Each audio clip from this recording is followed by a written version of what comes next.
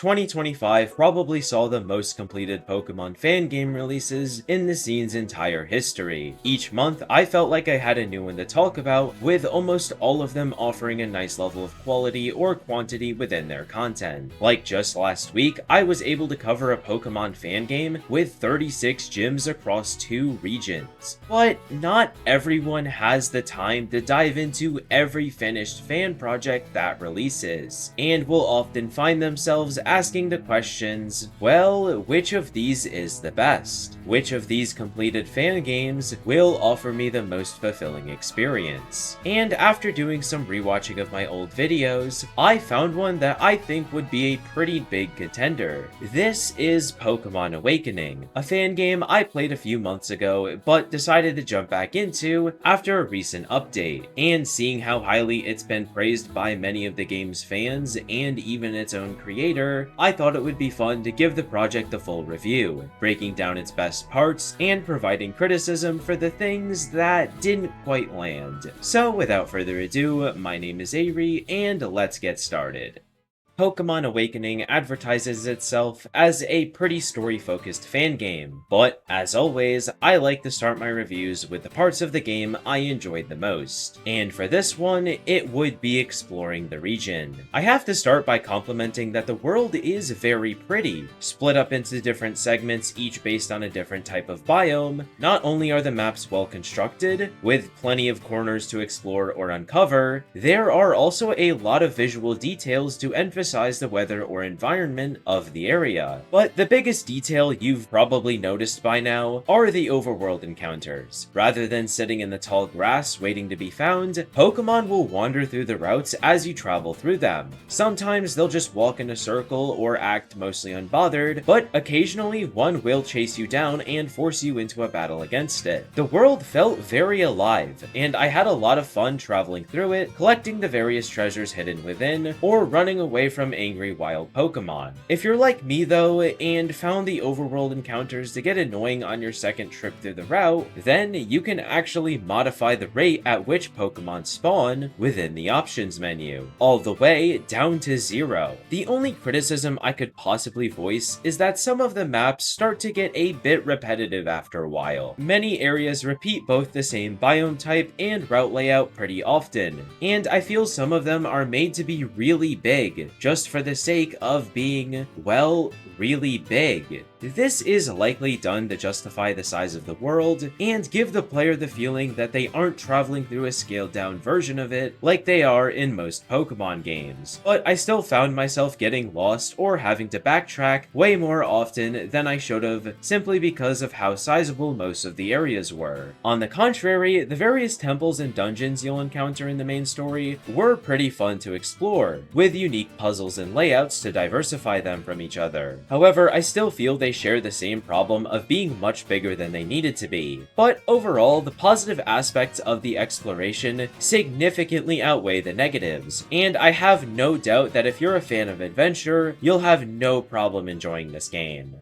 Once you're done playing this game though, or if you happen to discover that it's not for you, then I'm sure you're going to be looking for more. That's why I highly suggest subscribing to my channel, as I post weekly showcases of Pokemon fan projects, and even a video at the end of each month discussing the best ones released in those last 30 days. So be sure to subscribe to never miss out on a single new Pokemon fan game or ROM hack. Most of the time, the pretty-looking, usually story-focused fan games are often criticized for not having much gameplay focus, providing you with an experience and difficulty level not much different from the mainline games. And while I disagree with that general opinion, Awakening still managed to surprise me with its gameplay. First and foremost, Pokemon up to the 9th generation will be catchable. I can't confirm if it's all of them, but I also can't say I felt like there was a limited deck size either. Each route had a variety of different options for my team, and thanks to the number of routes, the available Pokemon list per area never felt too bloated or overwhelming. Outside of a strong Pokemon variety though, Awakening has a really interesting gameplay gimmick called classes. Every 5 turns, important enemies will be able to launch a special attack based on their class, and after defeating them in battle, you'll unlock it for yourself, with the ability to swap between them at any point outside of battle, and take advantage of their effects to easily outsmart your enemy. On to the difficulty, Awakening offers 4 different settings. I played through most of the game in normal mode, which wasn't a very challenging experience, as I came out with all of my battles on top, with only a few I could call a close match. I do think that's because of how hard I took advantage of how wide the Pokemon variety was though. Coming to every fight prepared with an extremely diverse team, packed with powerful moves, also thanks to the large amount of TMs you'll be able to acquire early. So if you'd rather build a team of whatever you want, both Pokemon and attacks, then I do suggest the easy mode. If you want an actual challenge though, then definitely go with hard or lunatic mode, upping the intelligence of the battle AI and providing enemy trainers with more team members and stronger coverage. Although if you do find yourself not sure what to pick, then don't worry, as the difficulty setting can be changed in the pause menu at any point in the game.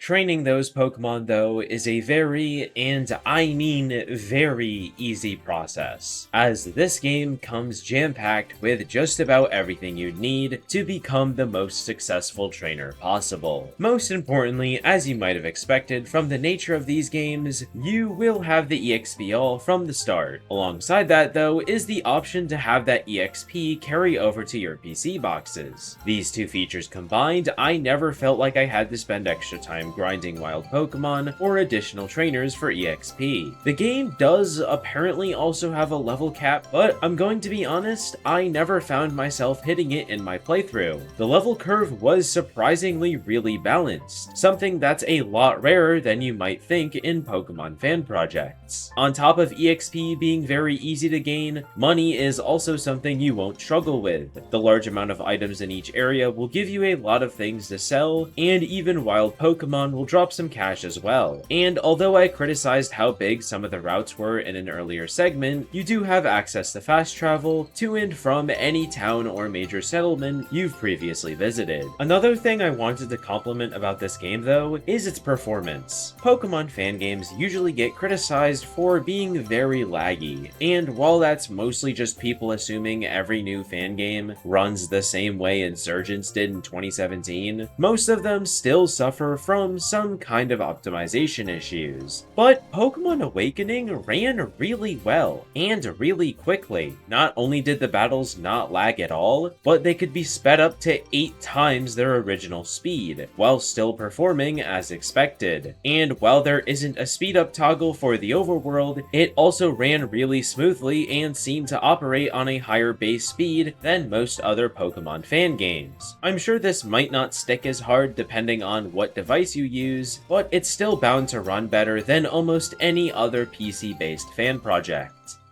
With the story being the last aspect of the game I chose to talk about, I'm willing to bet most people assume that's because I didn't like it. Well, I wouldn't say that's the case. Rather, I felt more like the game could still be enjoyed even if one didn't find anything to enjoy within the writing. And I'll talk about why in a bit. But in Pokemon Awakening, you won't be playing as a Pokemon trainer on a journey with the goal of collecting a certain number of gym badges. Instead, you're the young apprentice of a powerful sage. And when a powerful book belonging to them reacts strangely to the village waterfall, you find yourself wrapped up in a conflict that requires you to travel across the world and seek out treasures before they fall into the wrong hands. Treasures that are guarded by powerful opponents and Pokemon alike. So I suppose it's not too different to the classic formula, taking a journey across a new region and stopping threats in important locations. The thing I like the most about Awakening's story is how the game handles its characters and dialogue. They're there are a lot of both of those, and from a glance, you might think you're in for more reading than actual playing. Well, while I won't deny that there is a good amount of text in the mandatory story content, I do feel that most of it was intentionally cut to give the player the option of how much of the plot they really want to experience. What I mean by that is during the story, you'll meet characters, help them accomplish their goal, and complete that chapter of the overall narrative. But rather than all of them having their backstories and hefty details shoved into the main plot, you can instead interact with them at your own will, learning more about them, and even building a stronger connection thanks to the relationship point system. On top of that, a lot of less important conversations between characters are also optional, with the game asking you if you'd like to take the time to view it or not. So if you don't care for the story or certain characters in it, then you don't have to, and that's especially the case when holding down the W key tells you exactly where you need to go next. The only issue I personally faced with the story would have to be the English translation. Now, don't get me wrong, it's very far from a bad translation. I just feel that a lot of characters carried a bit less emotion than they should have due to some issues in the translation, and a couple lines in a few NPC dialogues being left in Spanish. Other than that though, the story is pretty good. It has some generic moments, but overall, it's one I think most people can find engaging, or can be easily ignored by those who don't. With my final scores on screen, and feel free to pause and read them, I will be giving Pokemon Awakening an 8.3 out of 10. There were some other fan games released this year I definitely enjoyed more, but as for the ones with their main stories finished, I do think Awakening deserves the title of the best completed PC Pokemon fan project released so far this year. But anyways,